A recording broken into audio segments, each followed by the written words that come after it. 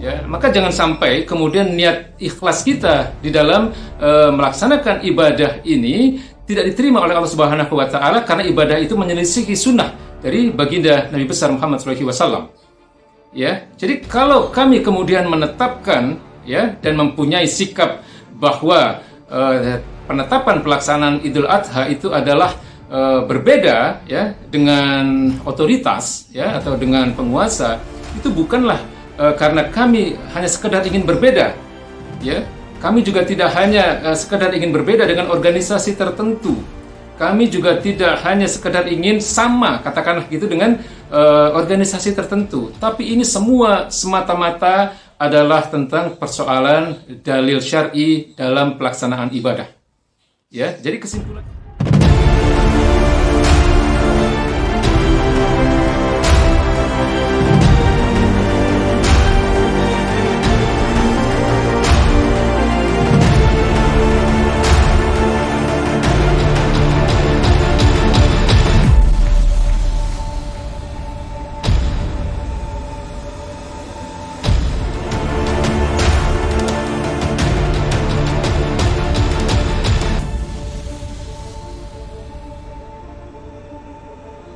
Sebelum kita bicara tentang penetapan Idul Adha, ya, saya ingin teman-teman di sini memahami kerangka persoalannya dulu.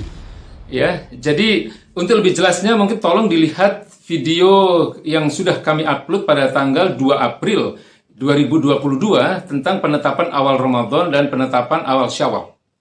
Ya, jadi di dalam video itu saya jelaskan bahwa tentang penetapan awal Ramadan ataupun 1 Syawal memang ada perbedaan pandangan di antara 4 imam mazhab ini.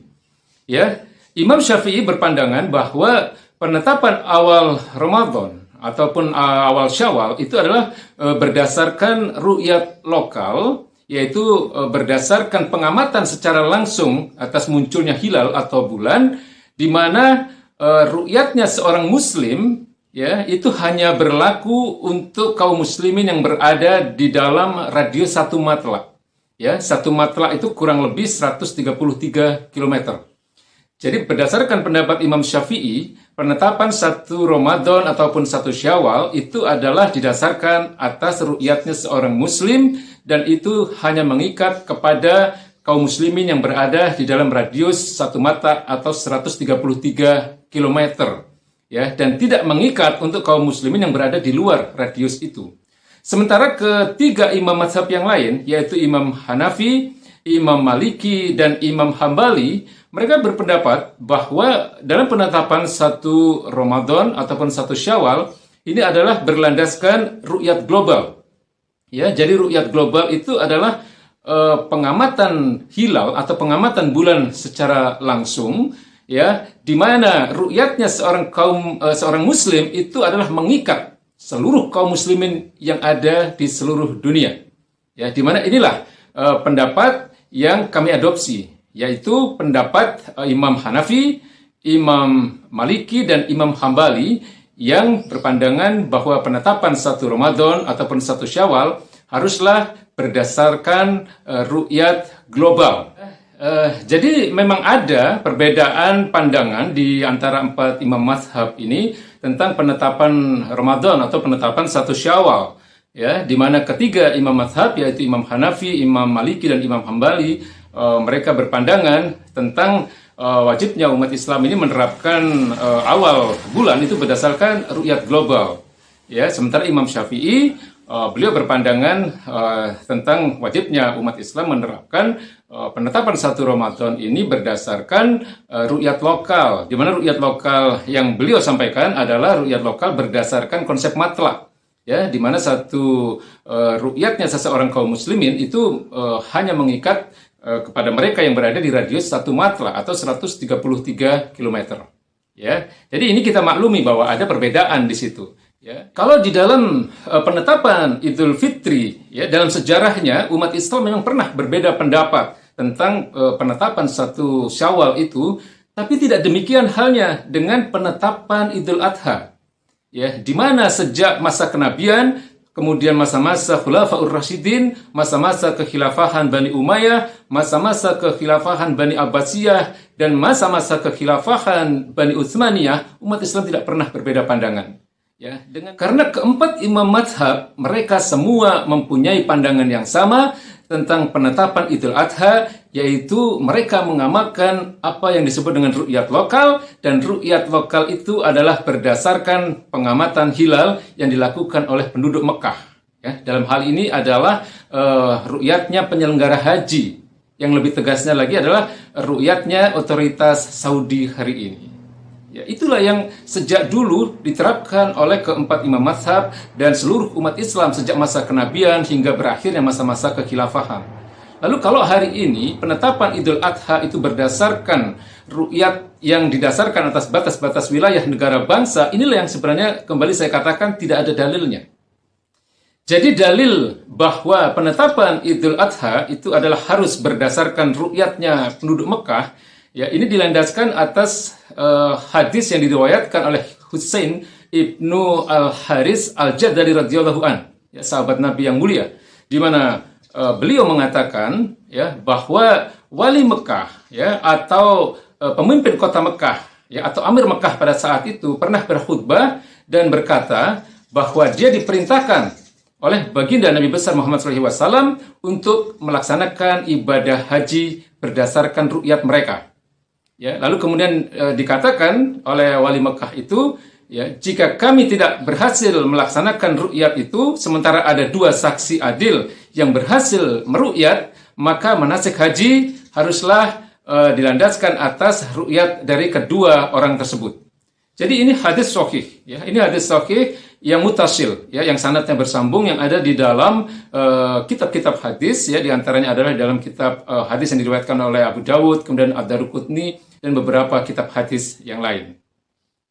Jadi berdasarkan hadis tadi, jelas bahwa pelaksanaan ibadah haji haruslah dilandaskan atas ru'yatnya ahli Mekah, atas ru'yatnya penduduk Mekah, atau dalam hal ini adalah atas ru'yatnya otoritas Mekah, ya, atau otoritas Saudi.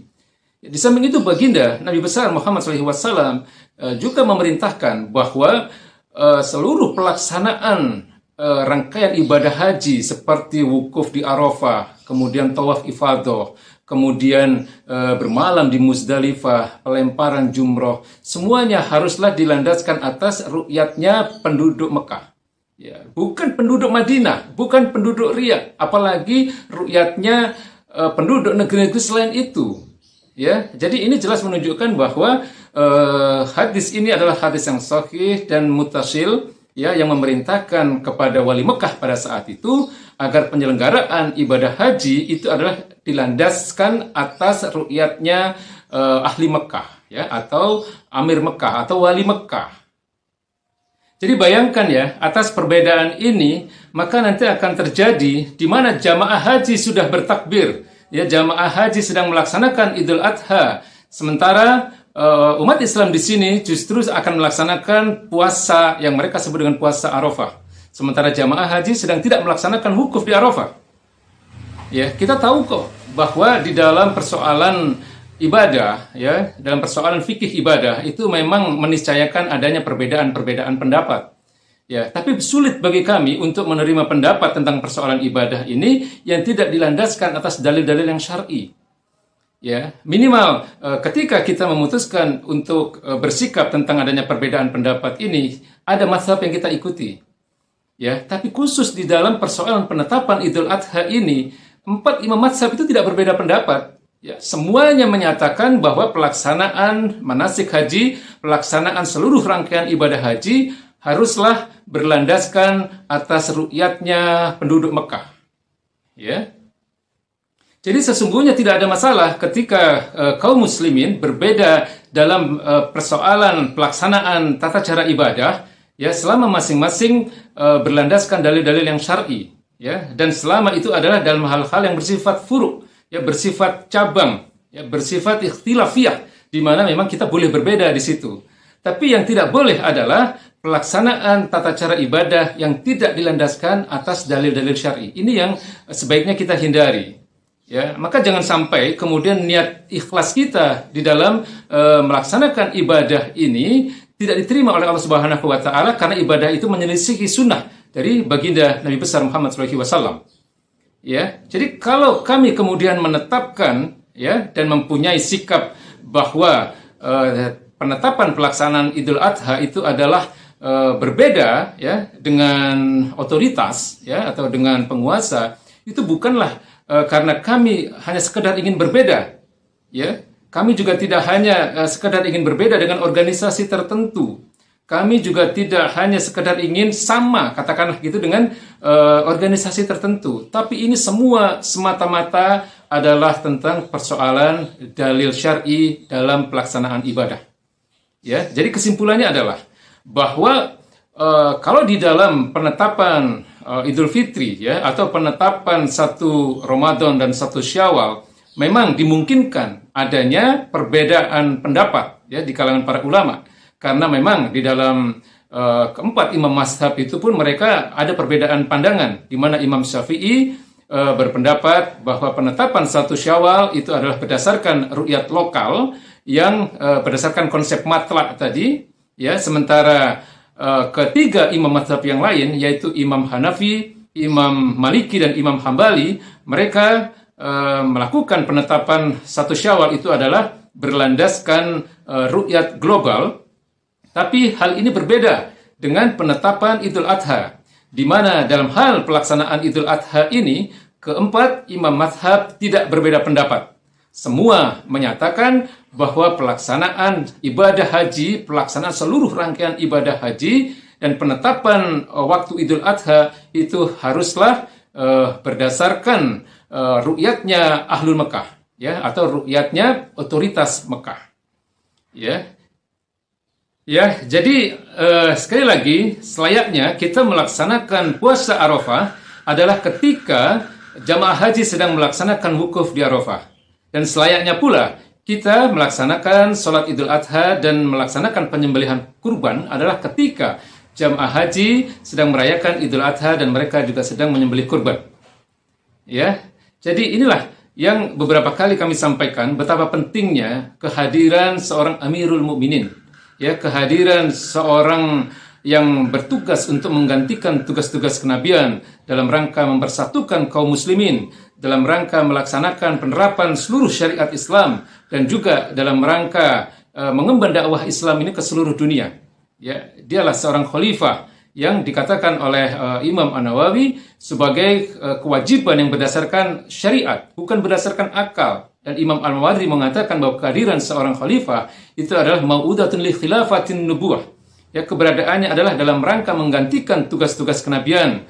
Dan kemudian beliau lanjutkan wa fi hirasatid din wa syasatid dunya, dan juga di dalam rangka untuk menjaga agama ini serta di dalam rangka untuk mengurus dunia ini. Itu dikatakan oleh Imam Al-Mawardi. Lalu kemudian Imam Al-Qurtubi mengatakan bahwa wajibnya kita memiliki seorang Amirul Mukminin, yaitu seorang yang memimpin seluruh kaum muslimin dalam rangka mempersatukan mereka. Itu tidak ada khilaf, tidak ada perbedaan pandangan di kalangan ulama-ulama mujtahidin dan seluruh imam mazhab. Beliau mengatakan la khilafa fi wujubi dzalika. Tidak ada perbedaan pendapat tentang hal itu, tentang wajibnya umat Islam memiliki seorang Amirul Mukminin, ya, seorang pemimpin untuk mempersatukan mereka. Beliau mengatakan la khilafa fi wujubi dzalika bainal ummah wala bainal a'immah. Beliau mengatakan tidak ada perbedaan pandangan di kalangan para ulama, ya, di kalangan umat dan di kalangan para imam mazhab tentang wajibnya umat Islam memiliki seorang pemimpin yang mempersatukan mereka.